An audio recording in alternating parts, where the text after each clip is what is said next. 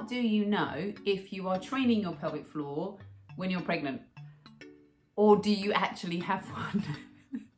I'm going to show you today 5 top tips, 5 ways that you can really know that you're training your pelvic floor. You don't need any equipment, you don't need to have ever done Pilates before, you don't even need to know where your pelvic floor is.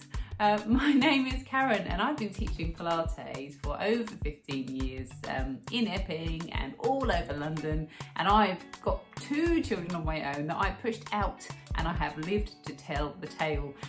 You are about to consider pushing out something like this. I mean, this is just the head through this, yeah? So there's gonna be a lot going on there. So I'm gonna start with 5 ways that you know that you're working your pelvic floor. So number 1 is the lift test. Now, not a lift as in something you're gonna go up in, but something that you're gonna lift up against. To really know if you're working your pelvic floor, some kind of feedback is really useful. So I'm gonna suggest, having said you don't need equipment, all you need is a towel or a blanket that you can roll up like a sausage. Can you see that? I'm gonna take this and I'm gonna sit on it. Can you see that? I am straddling it as if I were riding a horse. And then because you do that every day. Anyway, I don't. We're gonna just rock gently forwards and backwards on that towel until you feel that your vagina, the opening of your vagina is central. Yeah, so you're not on the front on the pubic bone, you're not on the back on your tailbone, you're in the middle. It's really helpful to have your feet flat on the floor. And then all I want you to do is lift away from that towel or that blanket. And can you tell now, because you've actually got something to lift against, you've got something to touch or something that your outside of your vagina can touch, you can just lift up and then gently release. If you're quite heavily pregnant at this point, you may get a nice little bit of feedback just where your lift goes all the way up to your cervix and baby's like, ah, stop squeezing my head. So you're gonna just lift up away from the blanket or towel. That is the lift test. Test number 2, the breath test. Now, I have played the trumpet since I was 9 years old. That is a very long time ago. So I know all about diaphragms. If you have been perhaps a singer or a wind instrument player yourself, you may also know this. When your diaphragm lifts, so when you breathe out, your diaphragm lifts and your pelvic floor lifts with it. So if, again, you're seated nice and comfortably on your chair, you could do this standing as well. What I want you to do is just let your finger come in front here. We're gonna breathe in so your ribs open. And it's a slow out breath. And as your diaphragm lifts and it's slow and controlled, you're using those muscles, those lovely breathing exercises so the pelvic floor lifts up. Equally, you could sing, so you could be a 1, 2, 3, 4, 5, 6, 7, 8.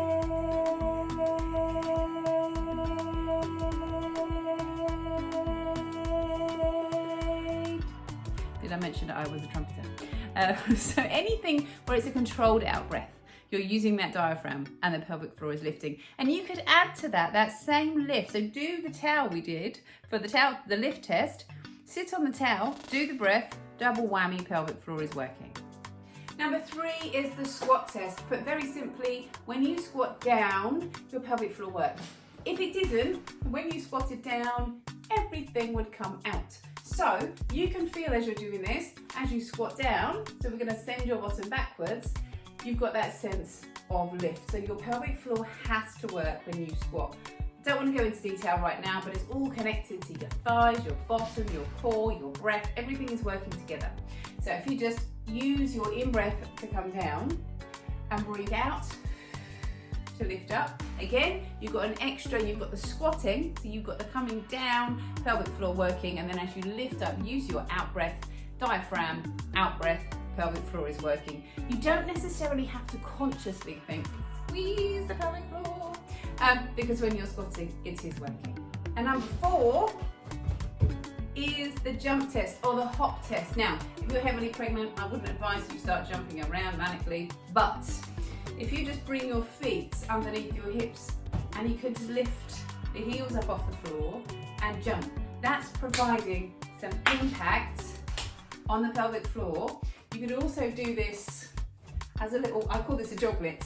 nice kind of cute way of talking about a little bitty jog really. Your heels come off the floor, the toes stay down, you're getting that impact on the pelvic floor. And I'm sure you can probably make the connection that walking, kind of brisk walking, marching up a hill is gonna really get that pelvic floor working. So you're thinking impact.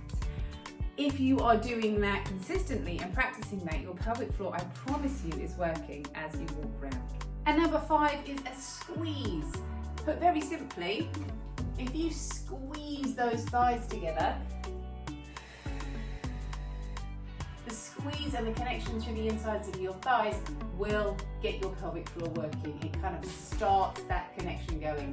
Add to that your out breath, so breathe in here, breathe out, squeeze your thighs together, breathe in, release, breathe out, squeeze your thighs together, and you're going to be getting your pelvic floor working there too.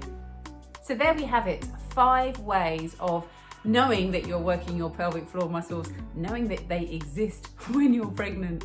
So that was the lift, we used the towel, we had the breath, we had the squat, we had the jump, and then finally we had that squeeze. Now, if that all seems like a little bit too much for you to remember to do on your own, then why not just jump into a class? I teach classes weekly and we always do the pelvic floor work, and I can send you some little reminders of pelvic floor work to do during the week.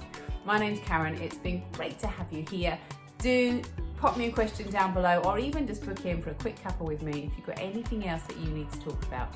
You take care, and I will see you soon.